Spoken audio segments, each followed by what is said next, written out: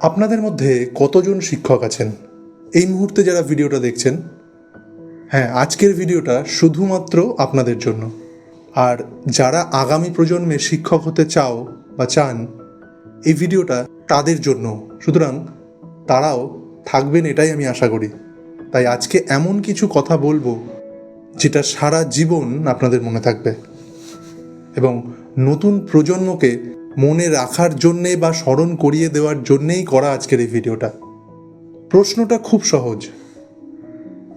মাত্র 150 নম্বরের একটা পরীক্ষা একটি মানুষের 15 বছর, 20 বছর বা 30 বছর অভিজ্ঞতার মূল্যটা কি মাপতে পারে?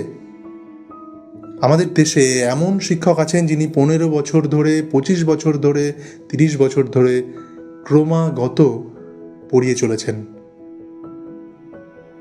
এই শহর, এই গ্রাম, এই দেশের আনাচে কানাচে, অলিতে গলিতে কিন্তু খুঁজে পাওয়া যাবে এমন হাজারো হাজারো লক্ষ লক্ষ শিক্ষককে, যিনি প্রতিটি সকালে ক্লাসে গেছেন, নাম ধরে বাচ্চাদেরকে ডেকেছেন, বাচ্চাদেরকে পড়িয়েছেন, তাদের কোথায় ঘাটতি আছে জেনেছেন, কোন বাচ্চাটা কতটা পিছিয়ে পড়ছে সেটা তার কাছে গিয়ে বুঝেছেন কোনো রকম ক্লান্তি ছাড়াই। আর সেই বাচ্চার বাবা মাকে ডেকেও বলেছেন যে চিন্তা করবেন না, আমি আছি। আর সেই মানুষটাকে ডেকে হঠাৎই বলা হলো যে তোমার এই 15টা বছর, 20টা বছর, 25টা বছর মিথ্যে, তুমি এই 150 নম্বরের একটা পরীক্ষা দিয়ে নিজেকে প্রমাণ করো। আচ্ছা, খুব ভালোভাবে একটু ভেবে দেখুন তো, সমাজের কাছে কি বার্তা গেল বলুন তো? সমাজের কাছে এই মেসেজটাই গেল যে এই অভিজ্ঞতার কোনো মূল্য নেই জগতে, পরিশ্রমের কোনো মূল্য নেই, কোনো ভ্যালু নেই, সেই ছোট ছোট বাচ্চাগুলোকে ভালোবাসার সত্যিই হয়তো কোনো দাম নেই, শুধু মূল্য আছে একদিনের একটা 150 নম্বরের পরীক্ষার। এটা কিন্তু কখনোই একজন শিক্ষকের ব্যর্থতা নয়। এই কথাটা আমি এই সমাজের উদ্দেশ্যে বলছি। আর তার পাশাপাশি এই কথাটাও বলছি যে টেট কথাটা বা টেট পরীক্ষাটা কিন্তু কখনোই খারাপ উদ্দেশ্য নিয়ে করা, সেটা কিন্তু আমি কখনোই বলছি না। সব কিছুরই একটা প্রয়োজনীয়তা আছে, সব কিছুরই একটা সিস্টেম রয়েছে, ডিসিপ্লিন রয়েছে। টেট কি করে? টেট বিষয় জ্ঞান মাপে, সেটা তো অবশ্যই জরুরি। কিন্তু এই টেট যা মাপতে পারে না, এই বিগত 15 বছর, 20 বছরে ছোট ছোট বাচ্চাগুলোর সাথে তৈরি হওয়া এই বিশ্বাসটা, সেটা কি মাপতে পারে টেট? একটা কঠিন পরিস্থিতিতে শান্ত থাকা, একটা ক্লাসরুম সিচুয়েশন হ্যান্ডেল করা, সেটা কি মাপতে পারে?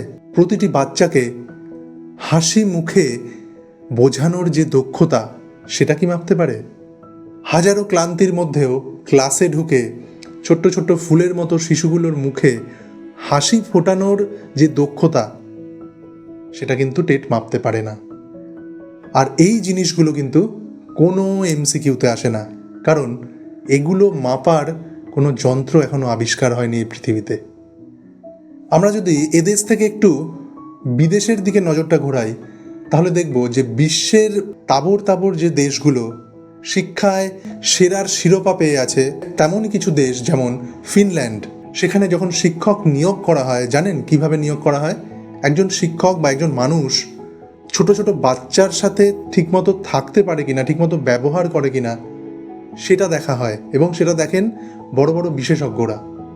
আর জাপানে তো সম্পূর্ণ ভিন্ন একটা প্রথা। শিক্ষক হিসেবে নিয়োগের পর সম্পূর্ণ 1টা বছর থাকে প্রবেশন পিরিয়ড, আর সেই পিরিয়ডের মধ্যে একজন অভিজ্ঞ শিক্ষকের আন্ডারে সেই নতুন নিযুক্ত হওয়া শিক্ষকের কিন্তু একটা ট্রেনিং পিরিয়ড চলে। মানে সে তাকে ফলো করে কিভাবে শিক্ষকতা করতে হয়, কিভাবে বাচ্চাদের শেখাতে হয়। 1 বছর তার সেই ট্রেনিং পিরিয়ড চলে। আর জাপানেও ঠিক একই রকম, 1টা বছর ধরে তাকে শিখতে হয় শিক্ষকতার কাজটা ঠিক কীরকম। আসলে এই দেশগুলো বুঝেছে শিক্ষকতা মানে শুধু বিষয় জ্ঞান নয়, শিক্ষক হতে গেলে আগে মানুষ হতে হয়, আর মানুষ মাপতে হয় মানবিক উপায়ে। আমি এবং আপনারা অবশ্যই মনে প্রাণে এটা বিশ্বাস করেন শিক্ষকতা শুধুমাত্র একটি পেশা নয়। এই কাজে আপনি প্রতিদিন কারো না কারো ভবিষ্যৎ ছুঁয়ে দিচ্ছেন, কিছুটা জেনে বা কিছুটা নিজের অজান্তে।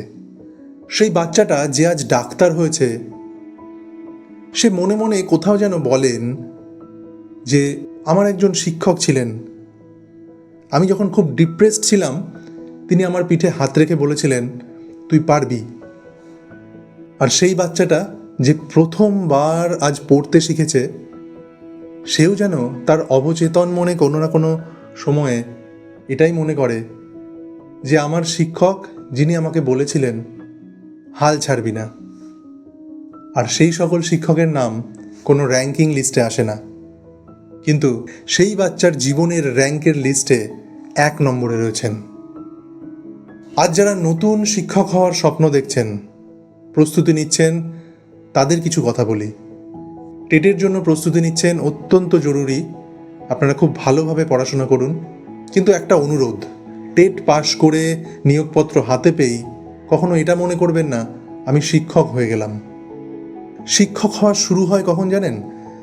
যখন আপনার ক্লাসের কোনো একটি দুর্বল ছাত্রের চোখ দেখে আপনি বুঝবেন যে সেই বাচ্চাটি প্রথম কিছু বুঝতে শিখেছে, তাও আপনার জন্য।